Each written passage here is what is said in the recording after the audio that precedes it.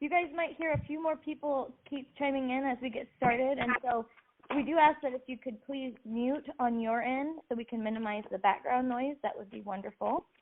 Welcome to Grow Nebraska's first Third Thursday training of 2017. I'm Katie Obradovich with Grow Nebraska, and part of my job is to facilitate training opportunities like these. For those of you who don't know, Grow Nebraska is a nonprofit focused on helping you make a sustainable living anywhere in Nebraska. We do this through promotion, market access, and educational opportunities like this. If you have any questions about membership, we'll be sending out contact information after the call. Third Thursday trainings wouldn't be possible without the help from our wonderful sponsors. This month's training is sponsored by Grow Nebraska, Great Plains Communication, and Cornerstone Bank. Thank you so much to all of our sponsors. And now, the reason we're all here, Judy Pederson from Pro Printing and Graphics is here today to talk with us a little bit about digital and print marketing and how to maximize your marketing budget and make your business sizzle in 2017. We are thrilled to have her with us today. So Judy, we'll go ahead and let you take it away. Okay, thank you so much, Katie and Heidi. I really appreciate the opportunity, and thank you to everyone who joined in today. When you look at print versus digital and how to determine which one to use, I think it's important to realize that both are very valuable to your marketing plan and to how you use those within your marketing budget. Print is still thriving in the digital age. I know sometimes we hear differently, but as we go through this presentation today, we'll kind of learn a little bit more about how to make it really maximize its use. Digital marketing, though, can definitely work to strengthen your print marketing and sometimes just stand alone and kind of be the technique that you use for certain demographics and certain products.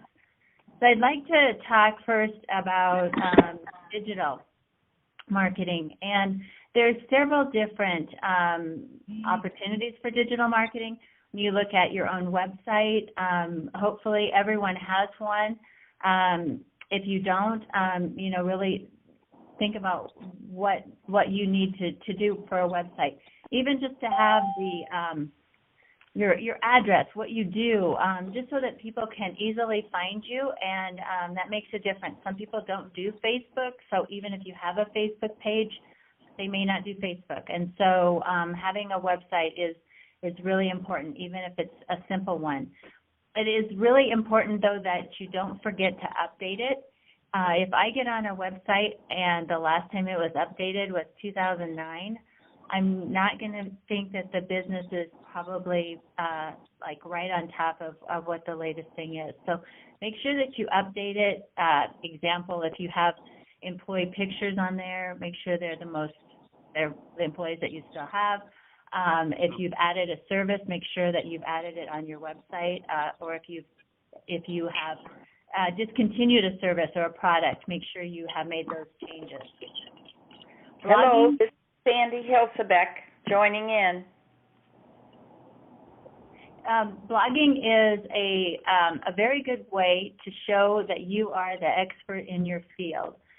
So if you feel comfortable blogging about your products and services, I would definitely recommend that you do that and then add a blog page to your website. You can share your blogs on your social media, your other social media, Facebook or Twitter or Pinterest, but you really can educate and entertain people with that and give them a reason to do business with you. Other social media types, of course, Facebook and Twitter, Instagram, YouTube, all of those that we're pretty familiar with. But I always want to tell people, if you decide that you're going to venture into the social media realm, there's so many. Choose the ones that fit your demographic for your customer the best, and just focus on one or two. Especially to start out with, it becomes very overwhelming to try to focus on a number of different ones and to really keep up with all of that. So focus on the one or two that is makes the most sense for your business and for your customers, and then and then do that well. And then keep it social. Make sure that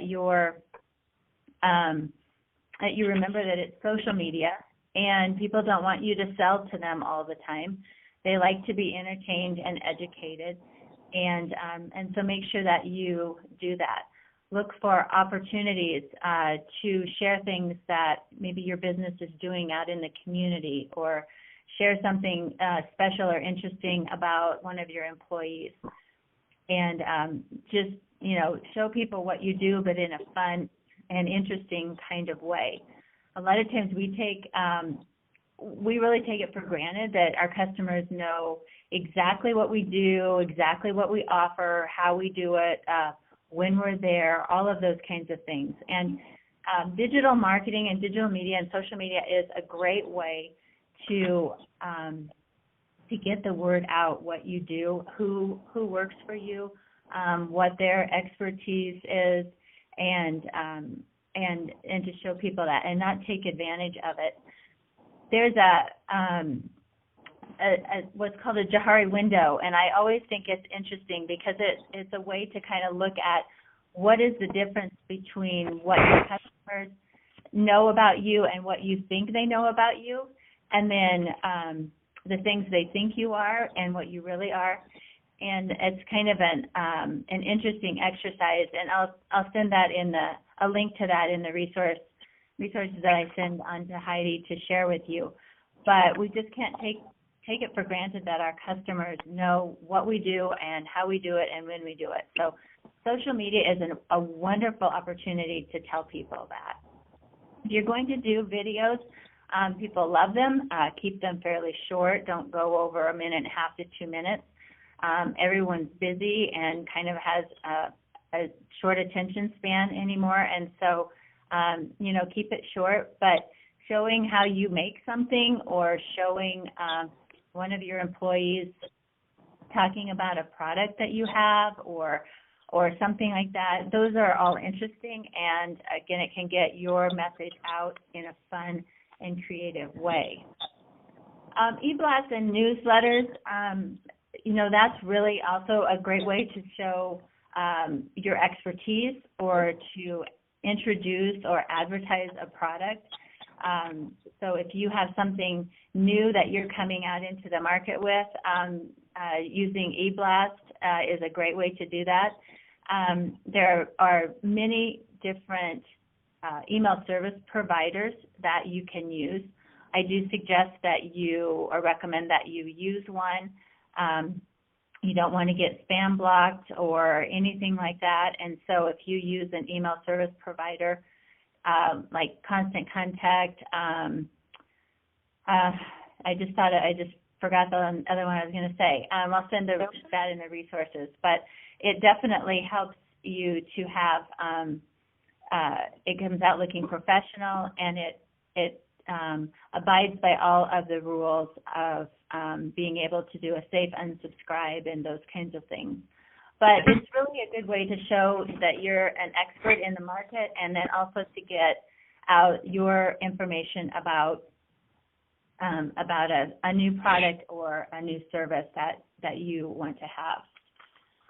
We'll kind of look at print marketing now. And, we have the usual things that we're kind of used to, business cards, letterhead, flyers, brochures, that type of thing.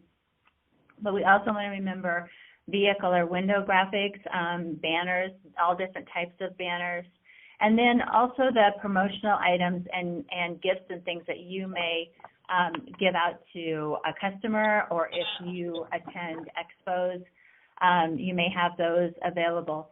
And those can really last for a really long time. You may see a customer or someone 2 or 3 years later still using a coffee mug that you gave them, or a keychain. So those can be a really great way to market your business and keep your name out there.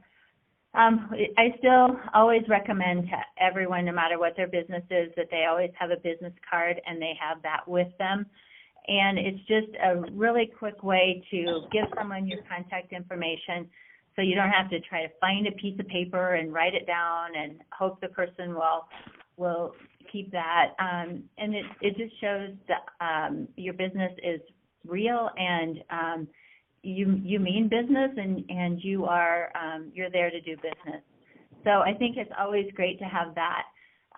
From then, it really kind of depends on your business. We have customers that need pretty much everything. And then we have customers that really don't need much of anything. So it just depends on what your business does, and it really can vary. If you're a retail store, you may need window graphics and business cards and maybe once in a while postcards. So it just varies by the business that you have. But print is still a great way to make sure that your name is out there and that people get familiar with it. It's always a good thing to be consistent with your colors, to be consistent with your logo, with the fonts that you use, because that will drive the recognition and the immediate, quick recognition. So if someone is, sees your vehicle drive by, or they see a banner that's out at maybe a sporting event or something for a school, they're going to see right away that that's you and have that instant recognition. And that's always really good. The clothing, that's another thing that is good to have, especially if you're going to a networking event or something like that, to have your branded clothing. If you can, I have things that we have sponsored 6 or 7 years ago, and people are still wearing those T-shirts and things that have our name on it. So I think it's always good to think about where your name can be in print and how you can maximize people seeing that. When I go to a networking event, I'm always really frustrated at myself if I forget my name badge. That's just another way. Have your company name on that and your name badge. Try to make it as easy as possible for someone to feel comfortable coming up to you and asking you a question about what your business does and how you might be able to work with them. On the next slide was paper beats digital in many ways, and it's always kind of interesting to of course, where a lot of my business is printing, so I always want to try to keep up with what are people still using with paper and why are they using that. And when I do trainings, I want to make sure I'm providing that best information to those who are attending. So there's some studies out that kind of show how people react to the different types of media, and so I'll have that as a link in one of the resources. But the digital ads, people were able to process those more quickly. So if you see something online or you get an e-blast for someone, you process that more quickly. Print ads, though, will engage a viewer for more time. With your mail, if you, they say you have about 3 seconds.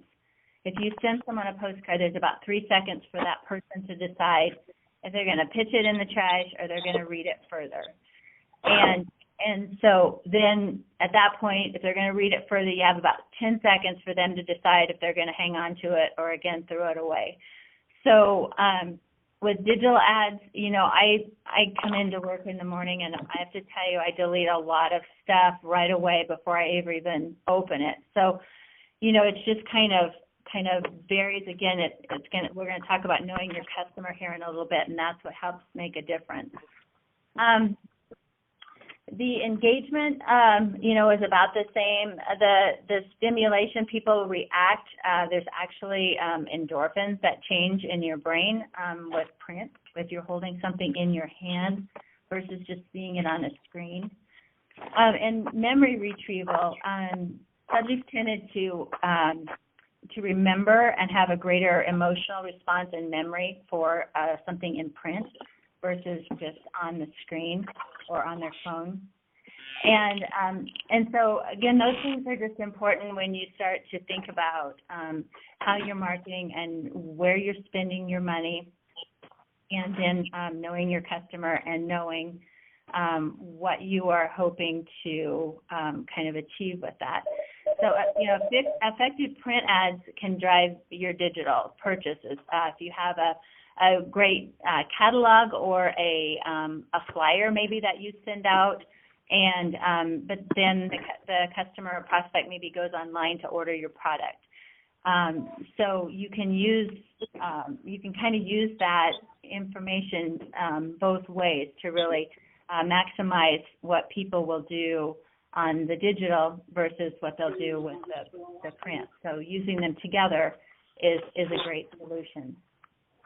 I wanted to talk a little bit about knowing your customer, and that becomes really important, especially if you are, as you're looking at the upcoming year and putting your goals in place for this upcoming year for what you want to achieve in your for your sales and revenue through your marketing.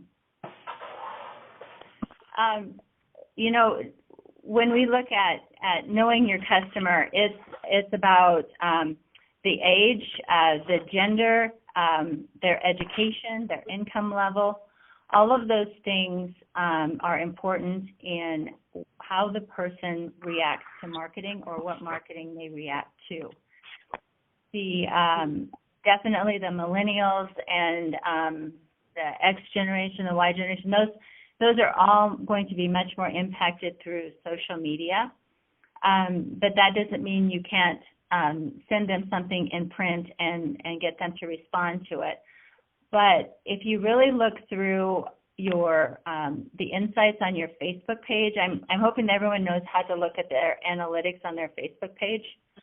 But there's insights. It's a button at the kind of the top center on your Facebook page, and that is going to bring up a lot of information about who is your customer, how are they responding to you, and that's the really cool thing about the digital and the social media is how you can know some of that right away. But you really want to look at your customers. I know when I first started to kind of think about that as far as our business, I thought, well, it's probably business owners and those type of people who are our main customers. Well, they may approve the budgets or approve that type of thing, but many times our main customer is an office manager or someone who's does the ordering in a department. And so our customers are, women, probably ages around 30 to 55, somewhere in there. And now that we kind of know that, then that's the way that we will look at our marketing. And that's just the way it is for us. So we do definitely have variations of that, but primarily that's kind of the age and the group that we know we're working with. So it's really important to know that. And then if you're looking to launch a new product or a new service, then you want to look at that product and say, or service and say, who is going to be using that? Who am I targeting? Am I targeting seniors or am I targeting millennials? Because your approach to how you market that product or service then will be completely different. And it's, I've had people say, well, I tried radio and it doesn't work at all. Well, how did you approach radio? Well, the person came in and they sold me a package deal and just ran some stuff. Well, that's not going to be effective. And so the dollars that you spent, you want them to be effective. So knowing who your customer is and what that demographic is, what their income level is, what their education is, all of that is important and will help you to make a better decision in how you market your new product or service.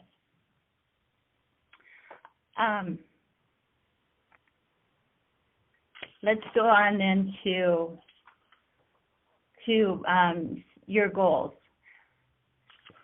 Again, kind of going back to the radio idea, if you don't know what your goal is, your marketing isn't going to be effective. So you really have to start, for this year, what are my goals? What am I wanting to accomplish? If it's a new product or service, how am I going to measure the effectiveness? What do I want to actually reach? Do I have a sales goal? Do I have a revenue goal? Or do I have, I want so many more customers, or I want so many more likes on my Facebook page? Really, what is your goal? And then once you have figured that out, then that helps tremendously to work into the next areas. So if your goal is and your product is something that's going to work better and is focused on digital marketing, then that's the direction that you will go. And one of the nice things about digital marketing is it's easy to measure. You can see how many likes or shares that you got to a Facebook post. You can see what will happen if you decide to boost the post and how many more people see that and maybe react to it. If you decide to do videos, you can see if people like videos better than your pictures, or if they really liked a blog about a certain thing within your industry that you provided some education to them. So all of that happens really fast, and you can see those results. And if they're not great, maybe you posted at 3 o'clock in the afternoon and no one opened your post. So the next time maybe you post at 7:30 in the morning and see if somebody opens your post.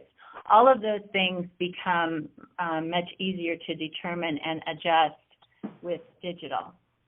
And I always recommend to people, don't change everything all at once, because you're not going to know which thing actually worked. So if you didn't get the same number, or the number of opens or shares with your post that you wanted, or your e-blast, then try one thing different. Try doing it at a different time of the day, or try a different day of the week.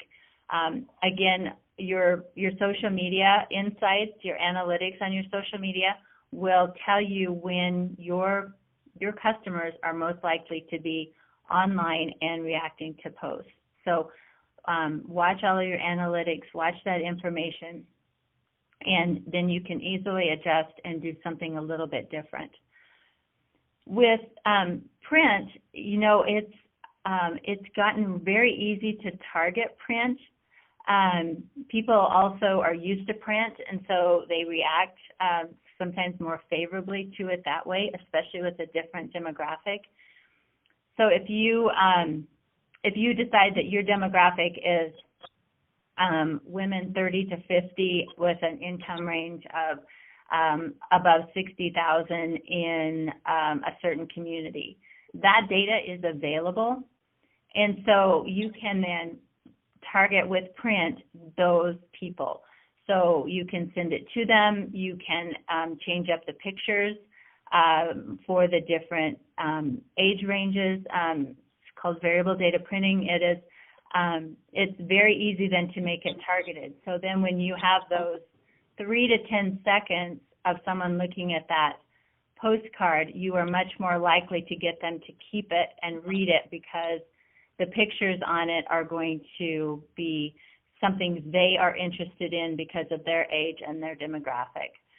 So those are, another thing with print that you can do to try to increase your success with your marketing dollars.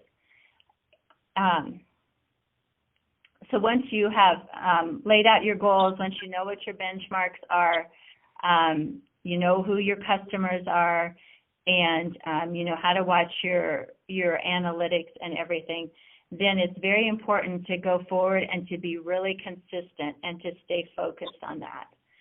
I always remind people that even though digital marketing, social media is economical in terms of if you want to boost your post, or if you want to do an ad like a Facebook ad or something, but always remember to value your time and the time that you spend doing it. If you don't value that time and set aside specific time to do it, you won't do it. And so it's really not free, because your time isn't free. Your time is important. So make sure that you put that importance to it by allowing enough time to make it effective. Some of the tools available, we've talked a little bit about, with the email marketing service provider. Another thing that you can get with that is once you have published your e-newsletter or your e-blast, then it's really easy to click and have that go to your social media. So then you don't have to do something on your email and then something on Facebook and something on Twitter. You can set all of that up so at one time. So then it will post easily that way. I think scheduling tools and planning calendars help tremendously in making your digital marketing a success. If you look at your goals and what you want to accomplish, and then you look at, okay, how many times am I going to post? What do I need to post in order to be successful with that? So if you mark it all out on a planning calendar, whether you do it digitally on a calendar or whether you need one in front of you that kind of lists out what's going on in the community, what might be going on in your own business. Maybe you have classes or events yourself that you know that you're going to want to promote. And putting all of that in and then having that to go into your scheduling tool then, because again, you're all busy and it takes time to do it and to do it effectively. So as you know, if you have it all planned out, you can plan out for the year all at once. That doesn't mean you can't change it up as you go, but having it planned out is tremendously helpful. And then you can go to your scheduling tool and you can just schedule your posts. And Facebook will schedule for Facebook, but if you do multiple different social medias and you want to be able to schedule to all of them to have the same information, then using a scheduling tool like Hootsuite is one. I'll send you a couple of links or send that through Heidi of some scheduling tools that you can use. And those just are really helpful because, you may start out the day planning that you're going to post or have time to post at 8 o'clock, but you walk in and the phone's ringing and you never get to it the whole day. So when you do have time, when you have set aside that time, using a scheduling tool to put all of them in, put them in for the month, put them in for as long as you have your planning calendar set. And then you know that those posts are there, and then that can kind of be off of your mind. You still want to watch your analytics all the time and make sure that it's actually being effective, that people are opening it, and that they're responding to it. But at least those will be there. And you can also add to it if something fun happens at your business or something else you want to share. But at least the ones that you need to post in order to help you reach your goal, those would be done.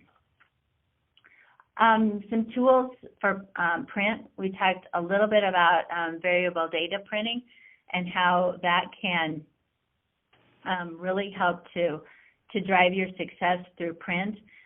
The more targeted that you can get, the more likely the response is going to be favorable because you're actually telling people what they want to know for who they are. QR codes kind of came in for a while and then nobody was using them because not everybody had that type of phone, and now people do. So QR codes are back. They can be very effective because you can drive a customer or prospect to a landing page. You can have your business card information on there so that it can just load right onto their phone. There's all kinds of things that you can do with a QR code. Maybe you have 3 or 4 different types of media that you're using QR codes, but each one of them has a little bit different information. Each one of them drives to a different landing page or something. Then that's a great way to decide, were my brochures more effective than my postcards because, I have more people coming to my landing page from my brochure than from my postcard. So it's a good way with print to be able to see, what is most effective for you with your type of business. And it's just another way that you can use, print media to promote your social channels. So it's a great way to get people to your website. Once they're there, they will look further, or they have the opportunity to look further at other things that you do. So you may send them there with a certain product or service that you're offering, but then they're on your site and they can see some of the other things that you do. Every door direct mailings versus just a regular mailing postcard. Every door direct goes out at a much lower cost with postage, and that's because mail providers like we are and like many others are do the work for the post office essentially. So it's very effective. Again, it lets you be really targeted. You may, as an example, we have a church that sends them out because they want to let everyone know around the church when they're having Bible school or when they're having a special dinner or something. And so it goes to the carrier routes. So we just pick the carrier routes that are around the church, and then we send the mailing out to them. And it's been extremely successful for them. It, again, allows it to go out at a very low cost for postage, right around 16 cents per item. And so it's a very good tool to use. If you do a list, then that's what lets you go into like the variable data printing and to choose the people who are going to receive that based on their demographic. So it's a little bit different ways that you can do your mailings, but again, it allows you to get targeted and specific depending on what you are hoping to accomplish through the dollars that you are spending. There's different requirements for size of the postcards and all of those kinds of things. So it's really, you want to take some time with Every Door Direct or other mailings to make sure that you know what your postage costs are, because those can add up really quickly. If the size of the postcard is off even by 1/8 of an inch, it can change what it mails at. So, just be knowledgeable about what those restrictions are. Oftentimes, I know, and I'm guilty of doing this too. Again, I think that my customers all know what I do and what I want them to do. And so I'm not clear in what my call to action is. So if I want them to, if my goal is I want to get 1,000 Facebook followers in the year 2017, then everything that I do needs to say follow us on Facebook. I need to be clear in what I'm trying to get those customers to do. And oftentimes we just assume that they know, and we also sometimes it's hard to ask, and we get caught up in, oh, well, that seems awkward, or I don't want to offend anyone, or I don't want to pressure anyone. But the services that we have to offer and the products we have to offer all can make the lives better of the customers and the clients that we serve. So, don't be afraid to ask, and make sure that you're really clear in what you want the customers and prospects to do. Don't take it for granted that they know, because oftentimes they don't. And so then when you don't get the response that you were hoping for, it's because they just really didn't know what you wanted them to do. They got a nice postcard from you. It looked great. They're glad that, you're doing good in your business, and that's kind of it. But they didn't go to that next step because they didn't see what it was that you really wanted from them. So I'll kind of wrap up a little bit, because I know we had a few questions, and hopefully I've answered some of those kind of through the presentation. But also want to leave a little bit of time if there are any others.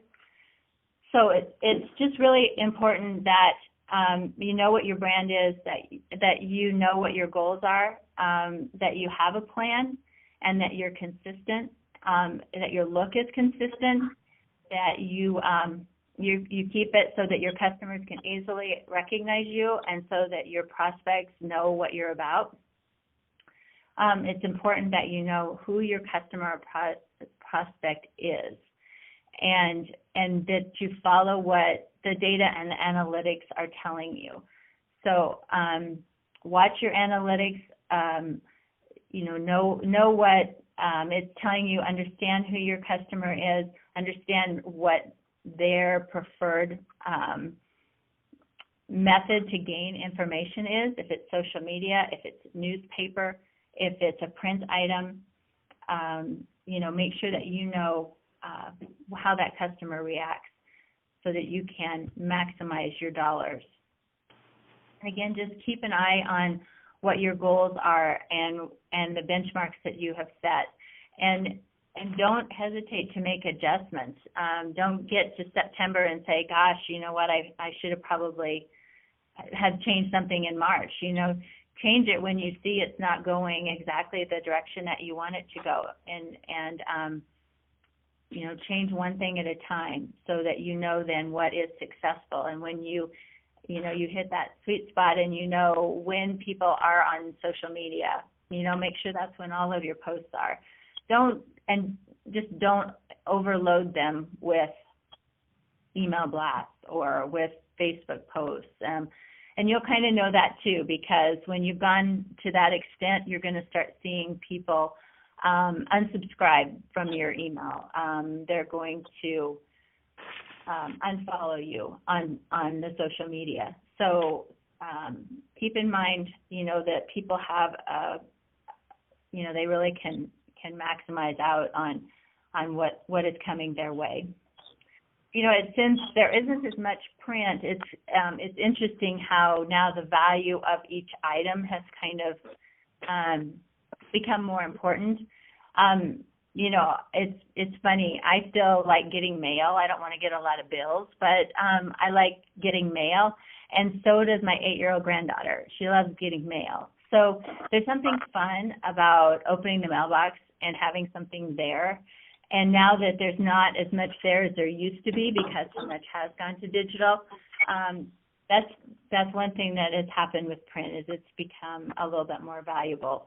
So kind of look at how that fits into what your goals are and how you want to maximize your dollars. So Katie and Heidi, kind of open it up a little bit. Make sure that I answered the questions that came out a little bit earlier and see if there's any others. Yeah, I think that's a great idea. So let's see here. Sandra, I think, are you still on the line? Yes, I am. Awesome. So Sandra had some questions for you specifically about what tools would be best for advertising books. Sure, and there's quite a few questions about that. So I wondered if it would be okay if I would kind of send that either directly to Sandra or communicate, because there's several things that you kind of have to know before you kind of do that. I think that sounds great, if that's okay with you, Sandra. Yes. Okay. I'll touch base with you then just after this. So, and then I think we had a question on trends in digital and print, and how to use these in communication with businesses. Is there more of a specific? Let's see. Pat, are you on the line? I'm not sure if she is. Okay. So I think mainly she was wondering, their biggest focus is communication with businesses. So if specifically business to business, if there are any, if there's anything special she should keep in mind. Right. I think with she's economic development, e-blast and email communications like that might be, really kind of her best thing. So having an email service provider, make sure she's scheduling things so that, her businesses know that she's consistent, that she's promoting what she needs to, or letting them know what opportunities they have. I think that's probably one of her best opportunities. Awesome. And then let's see. Ciara, are you still on the line? Yes. Awesome. Ciara, I think, yes, it is important to have your logo or some form of your branding and your, if you're doing a picture or something visual on social media, the bottom right corner is about the best place for that, and keep it fairly small, but keep it really consistent with your logo. And you think that should be on like every single picture or whatever we put up on our social media? It's just a great way to have people always see your logo, and not think, that it came from somebody else. So I would definitely do that. Okay, thank you. Mm-hmm. And then I think Mike had a question about a new product and how to educate the public. So I would just recommend, looking at the new product and who is going to want that. Is it the millennials? Is it the seniors? And if it's everyone, that's great. But really knowing who is going to make the best use of that product, and then use that information to determine how you're going to reach those people. Judy, this is Mike. What if you have to educate your client or your customer or potential customers? I don't want to speak down or anything, but there's certain things that you have to understand in order for this product to help you. And right. I guess that's kind of my question. Sure. I would put something together, kind of FAQ, frequently asked questions. Don't have too many, but so you could put that out in like email, an email newsletter type way, or with an email service provider, you could send that out to people. You could do flyers and brochures in your business that would talk about that. But I think I would start with so that people know, they don't feel silly for having to ask, what's this about, and what about this, and what about that. So you can, in a way of like anticipating the questions they might have, you can answer that for them, and so that they have that education. And as much as you can on Facebook, that would be another way to. This area is the North Platte area has an extremely high percentage of people on Facebook, even for the state. So, using that as a way to answer people's questions about the product, to me, I think seems probably the best. You could definitely do a mailing out if you know who's going to want it, and send a mailing out to that demographic, and again drive them back to maybe your website that can give them more information. But is that kind of what you're thinking, Mike? It is. Thank you, Judy. Okay. Any other questions? Well, I have a list of resources that could also be helpful, and I'll send that to Heidi this afternoon, and that way it might just give you a little bit more information as well, to help you make those decisions for the upcoming year. Perfect. And if it's all right with you, Judy, I'll also send out your contact information if they have additional follow-up questions. Yeah, that would be great, and then I can make connections with Sandra also. Perfect. Well, one last chance here. If you've got anything on your mind that you want to address right now.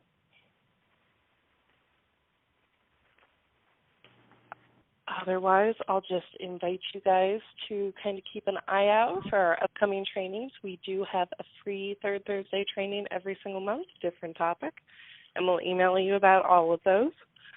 And we do have our Market Tech Conference coming up on March 16th this year. It's going to be really exciting. We're bringing in a keynote, Luria Petrucci, who actually is an expert in live streaming video. And we're bringing in some experts from Google and some experts from businesses across the state.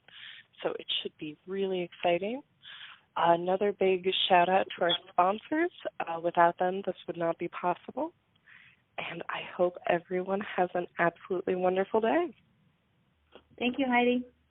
Thank you. Thank you. And thank you, Judy. Thank you, ladies.